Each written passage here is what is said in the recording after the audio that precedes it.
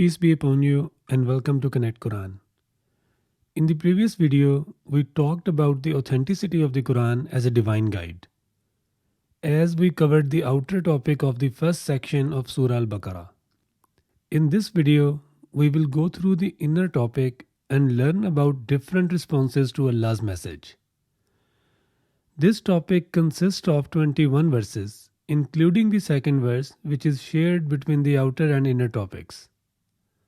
Both the content and its organization will leave you astonished. So let's start by looking how the inner topic is organized. If you recall from the previous video, Allah instructed people to become mindful and warned them about the hellfire, which He has prepared for the disbelievers. This implies that mindful people are believers and persistently unmindful people are disbelievers. Similar to the outer topic, the mindful people or believers are mentioned first in the inner topic. 4 verses from the start and 2 verses from the end are dedicated to them. This arrangement is not random. These verses are placed this way to describe 2 different aspects of their situation. The first set of 4 verses talks about the practical side of being mindful of Allah, such as obeying His commands. The second set of 2 verses talks about the emotional side of being mindful of Allah, such as communicating with Him through prayer. It should be noted that the practical aspect, which is described first, has strong dependency on the emotional aspect, which is described second. What's interesting to note is that when we count the words in the first set of 4 verses, excluding the word fihi, because it causes the verse to be shared between the outer and inner topics, there are 34 words. Surprisingly, the second group of 2 verses also has exactly 34 words, when we count them along with their prepositions. This symmetry is quite intriguing. Now let's talk about the opposite group of people, those who are persistently unmindful or disbelievers. We would expect their pattern to be the opposite of mindful people or believers, and indeed it is. 2 verses from the starting end and 4 verses from the closing end are dedicated to them. In these verses, 2 examples are given to describe 2 aspects related to the miserable situation of these people. The first example has strong dependency on the second example to be fully grasped, which is very similar structural pattern to what we noticed in the case of mindful people. As we will go through the translation, you will gain a better understanding of this. Now, in between mindful and persistently unmindful people, or in between believers and disbelievers, there come those people who are liars or hypocrites. Thus, the central 9 verses are dedicated to them. Notice the number of verses in different pairs or paragraphs in first 2 types of people. They are 4 and 2 in case of believers, and 2 and 4 in the case of disbelievers. In both cases, 3 comes in between. So the 9 verses that are dedicated to liars or hypocrites are further broken down into 3 pairs of 3 verses each. The first 3 verses explain who these people are, then the last 3 verses and the central 3 verses shed light on 2 different aspects of their situation. Let's take a pause here and think about this structure. Do you believe that humans could have come up with such an unusual, incredibly inspiring, perfectly harmonized, and profoundly meaningful organization? If so, when was the last time you encountered something similar? Be honest with yourself. This structure goes far beyond human styles, imaginations, and capabilities. And by the way, we are still exploring the same section where the Quran challenges everyone who doubt its authenticity to produce a chapter like it. What we are discussing now is just the second part of this very same section. So, if you have any doubts about the authenticity of the Quran, it is a good time to think about it logically. Now, before we proceed to the translation, here are some keywords along with their meanings that you can take a look at. One thing I would like to point out, the word Salah is frequently used in the Quran and oftentimes it is mistranslated. So I have done a separate video on the meaning of Salah, which you can check out on this channel. Moving on, let's begin with the mindful people or believers, which are referred as An'amta alayhim in Surah Al-Fatiha. So first off, we will go through verses 2 to 5 along with 21 and 22 following the structure of the section. أعوذ بالله من الشيطان الرجيم ذلك الكتاب لا ريب. That's the book, there is no doubt. فيه هدى للمتقين. In it there is a guide for the mindful. And who are they? الذين يؤمنون بالغيب. Those who believe in the unseen. The word unseen is not just referring to God, because in that case, this book must be guiding all those people who simply believe in the existence of God, which is not the case in reality. So this phrase has a deeper meaning. Based on the structure of this section, we have already gone through verse 24, where people were warned to be mindful of the hellfire which Allah has prepared for the disbelievers. So the word unseen is a reference to that, because such people not just believe in the existence of God, but they also believe that this Quran is a guide from Him, and they fully understand the consequences of displeasing their Lord. The reason I am emphasizing this point is that the Quran often refers back to things it mentioned earlier, and the order of verses in a section is not determined by numbering, but rather it is determined based on how a section is organized.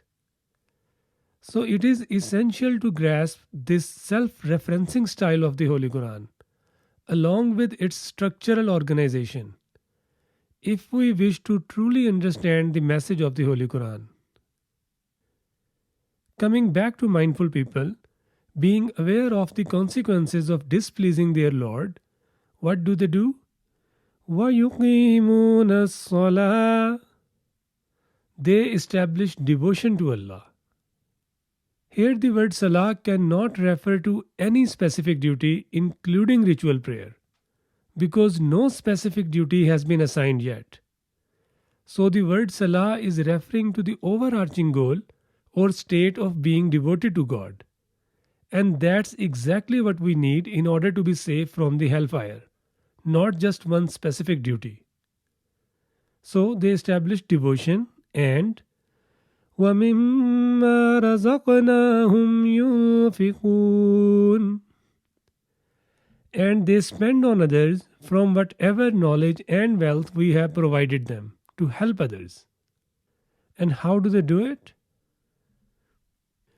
وَالَّذِينَ يُؤْمِنُونَ بِمَا أُنزِلَ إِلَيْكَ وَمَا أُنزِلَ مِن قَبْلِكَ. They believe in what has been sent down to you, the Quran, and what was sent down before you, the previous scriptures. So they follow the message delivered to them in order to establish devotion to God and to help others. This verse also indicates that the same message has always been delivered, meaning the principles have always been the same. And mindful people do all this because وَبِالْآخِرَةِ هُمْ يُوقِنُونَ.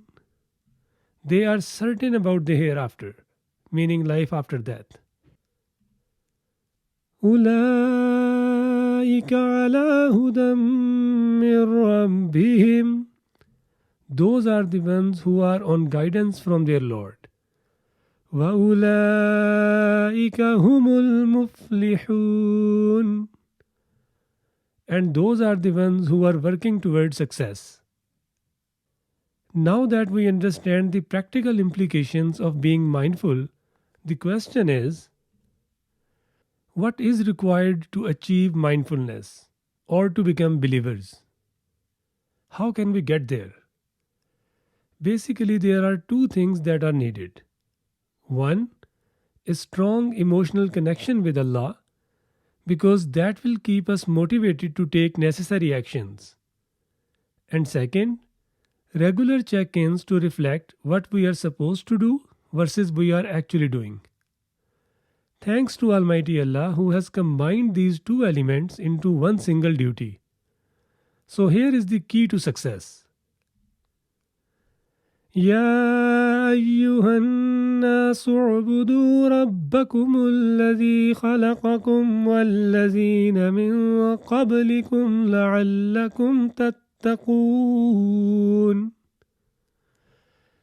O people, those who are willing to become mindful, worship your Lord, meaning offer prayer to Him, who created you and those who came before you, so you may be mindful. الذي جعل لكم الأرض فراشا والسماء بناء وأنزل من السماء ماء. He is the one who has made this land outspread for you, along with a canopy structure. This is referring to the above ground atmospheric layers. And he sends down precipitation or water from this canopy structure. فَأَخْرَجَ بِهِ مِنَ الثَّمَرَاتِ رِزْقًا لَكُمْ.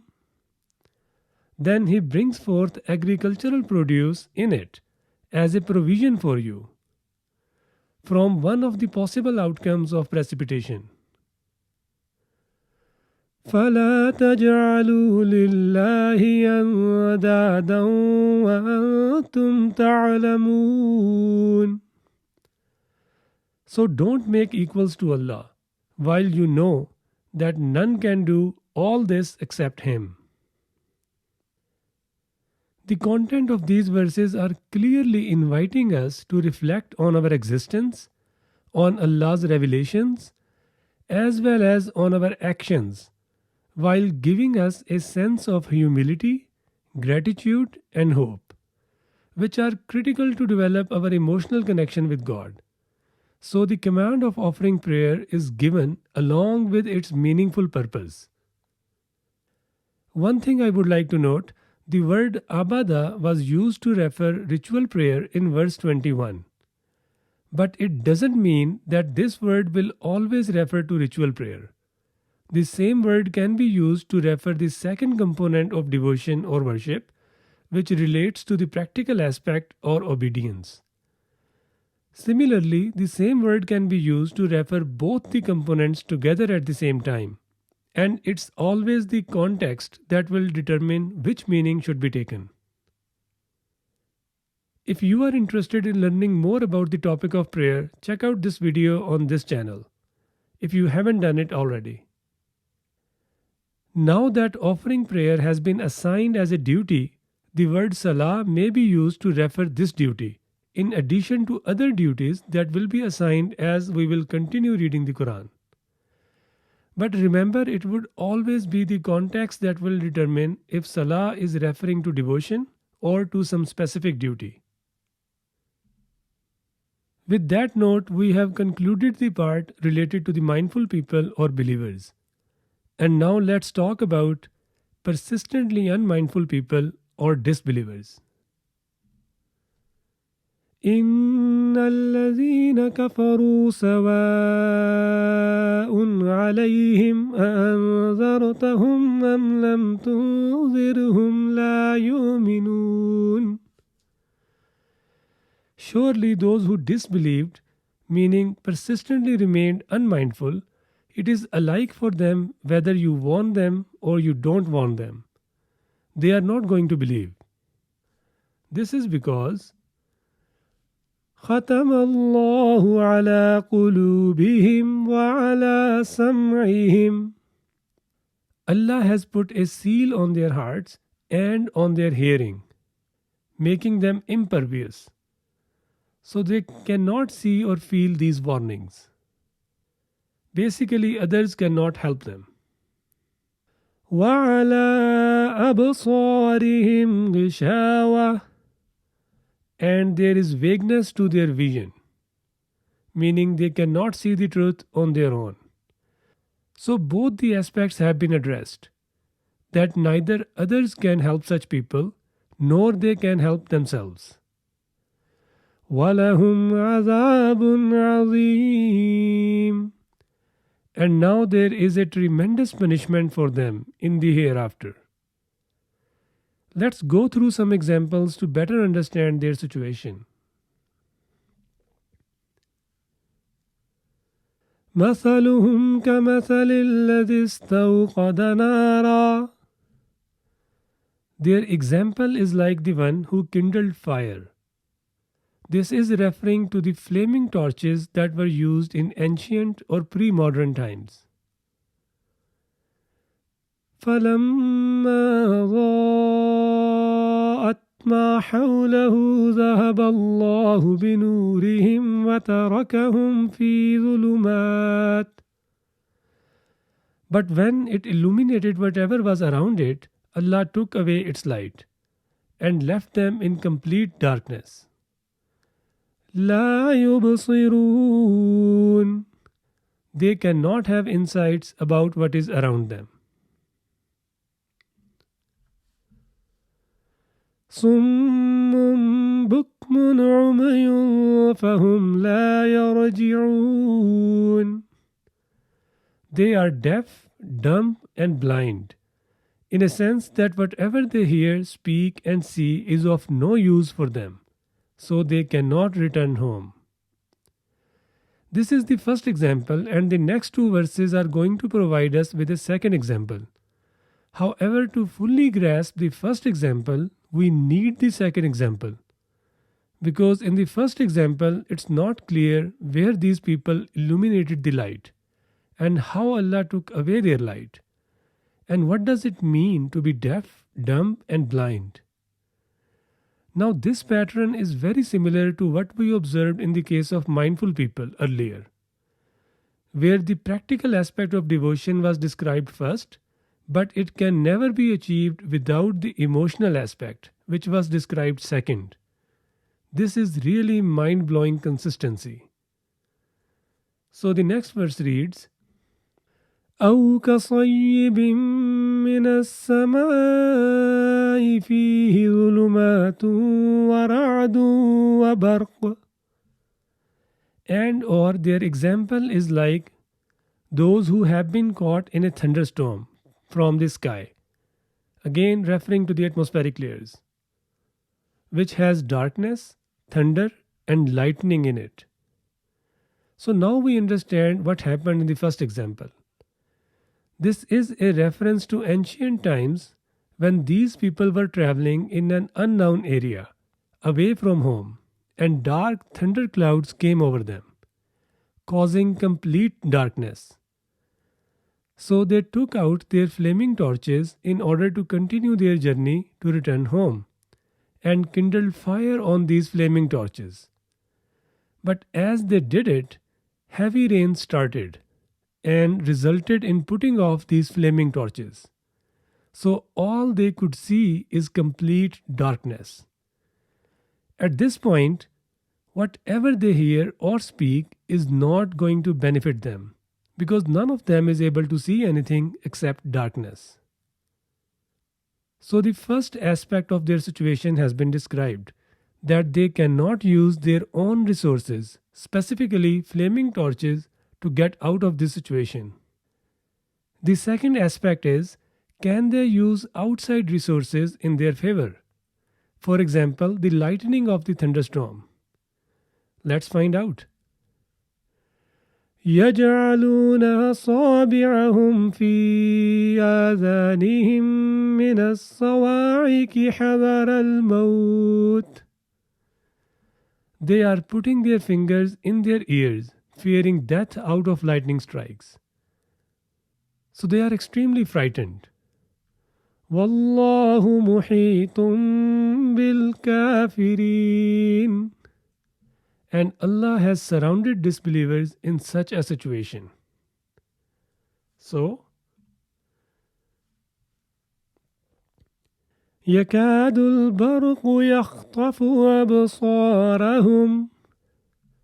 The lightning is almost hijacking their vision in anticipation of lightning strike because they are extremely frightened about it, as we just learned in the previous verse. كلما أضاء لهم مشوا فيه. Every time the lightning flashes for them to find their way, they barely walk in it, as they are focused on the lightning strike. وَإِذَا أَظْلَمَ عَلَيْهِمْ قَامُوا. And when there is darkness on them, they keep standing. So they are just stuck there. Now the question is, could they have survived if they had weather resistant or shielded lights as we have today? Well, وَلَوْ شَاءَ اللَّهُ لَذَهَبَ بِسَمْعِهِمْ وَأَبْصَارِهِمْ. Had Allah willed, He would have alternatively taken away their hearing and their vision for the same outcome, leaving them stuck there. إِنَّ اللَّهَ عَلَى كُلِّ شَيْءٍ قَدِيرٌ. Allah is certainly capable on doing everything. So this could not have helped, because if you are only left with the power of speaking in such a situation, it's of no use. So getting out of this situation is an impossible task for the disbelievers. This is really hard-hitting or striking hypothetical example for us to understand that we need to become mindful as early as possible. May Allah never make us one of these people. And that's what we pray in Surah Al-Fatiha. غَيْرِ الْمَغْضُوبِ عَلَيْهِمْ. Not the ones who have received your anger and have been denied guidance.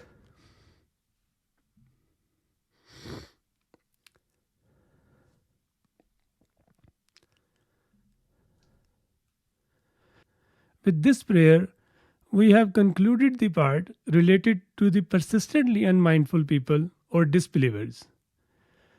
And now let's talk about liars or hypocrites, which is the third type of people.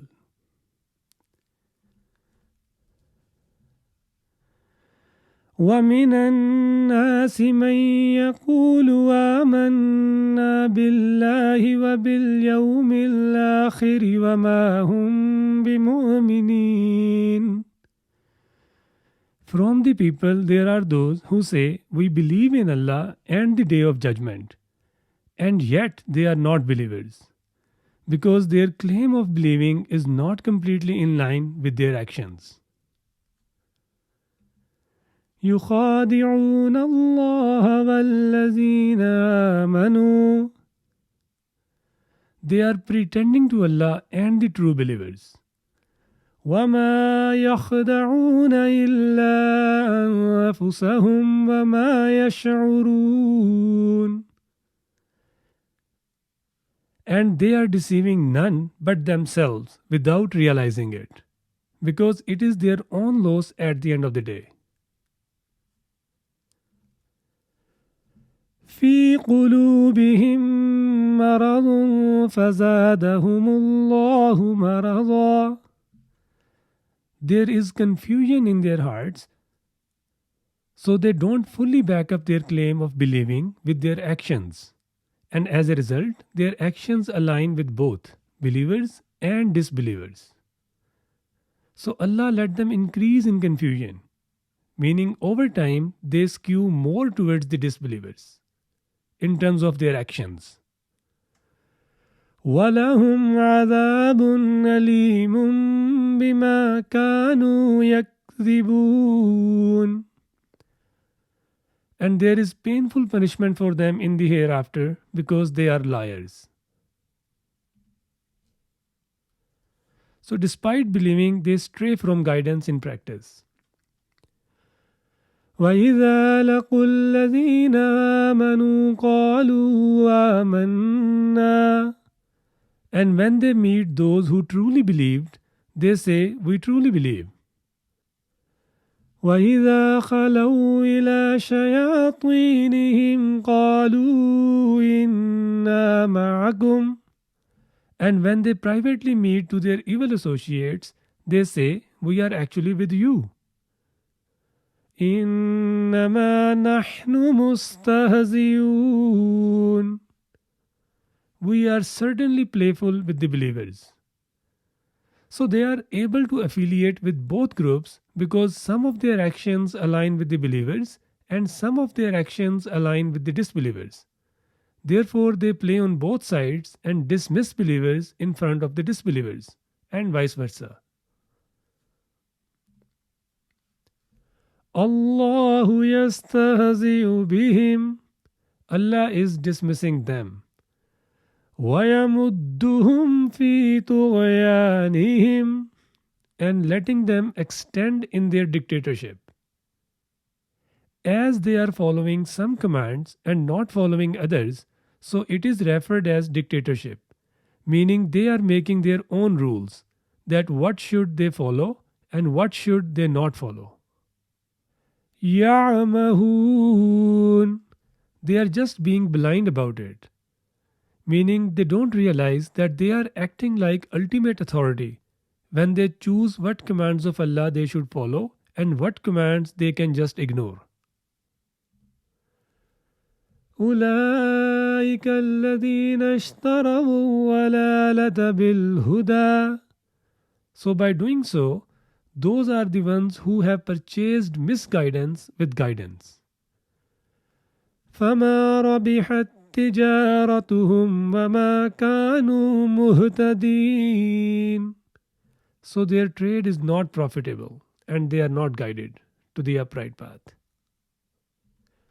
While these peoples continue to stray from guidance, they keep ignoring any warnings. وَإِذَا قِيلَ لَهُمْ لَا تُفْسِدُوا فِي الْأَرْضِ. And when it is said for them, don't be in a corrupted state in the land, because they neither completely act like believers nor disbelievers, so they are in a corrupted state. قَالُوا إِنَّمَا نَحْنُ مُصْلِحُونَ. They say, we are the ones who are setting things right. So they refuse to accept the reality.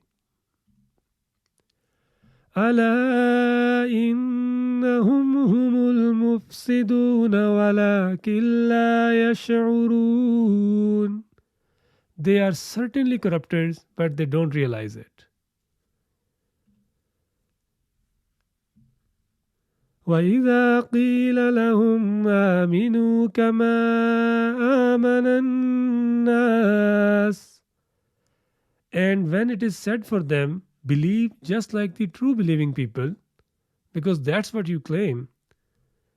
قَالُوا أَنُؤْمِنُ كَمَا آمَنَ السُّفَهَاءُ. They say, should we believe like the foolish believed? So they consider that those people who are fully upholding the guidance are stupid. And the smart move is to partially follow the guidance, meaning to follow some commands while ignoring the rest. أَلَا إِنَّهُمْ هُمُ السُّفَهَاءُ وَلَكِنْ لَا يَعْلَمُونَ. They are the ones who are incompetent to grasp that this will not work in their favor, but they don't know this. So this part was related to liars or hypocrites. This part is critical for all those people who claim to be believers, and they should do regular check ins if they are fully upholding the guidance or straying from it. And ritual prayers provide us this opportunity of reflection, as we have talked about earlier in this video. Therefore, we must pay close attention to what we recite and evaluate if our actions are aligned with the verses we recite. If that's not the case, then it's a warning for us, and we should not ignore it, but rather we must repent on it and mend our ways. The individual night prayer, meaning Tahajjud prayer, is significant in this context because we are in a very personal space and we control what and how much to recite. There is no point of recitation or offering prayer if we don't understand the meaning of the verses we recite. So it's totally fine to hold the scripture in our hand with the translation in the language we understand when we offer these prayers. Here is a summary of what we have learned. Believers are individuals who are mindful of Allah and the hereafter. Therefore, they establish devotion to Him following His guidance, along with helping others with their knowledge and possessions. Daily prayers help believers to achieve mindfulness by emotionally connecting them with God and by providing them opportunities to reflect on their adherence to the guidance on an ongoing basis. Disbelievers are individuals who are unmindful of God and or the hereafter. Therefore, they don't intentionally follow Allah's guidance. If they persist in being unmindful, Allah denies them guidance, so they can never achieve mindfulness. And hypocrites are individuals who claim to be mindful of Allah and the hereafter, but fall short in their actions. They selectively follow Allah's guidance, believing it benefits them. Yet they overlook the fact that this insincerity won't lead to their ultimate benefit. Only believers will be successful, while disbelievers and hypocrites will face severe punishment in the hereafter. Now the question is, how does success and failure look like for these people? We will inshallah explore the answer to this question in the next video, titled Life After Death, What to Expect. Please like and share the video to support the content. And also subscribe to the channel to stay current with the updates. Thank you for listening.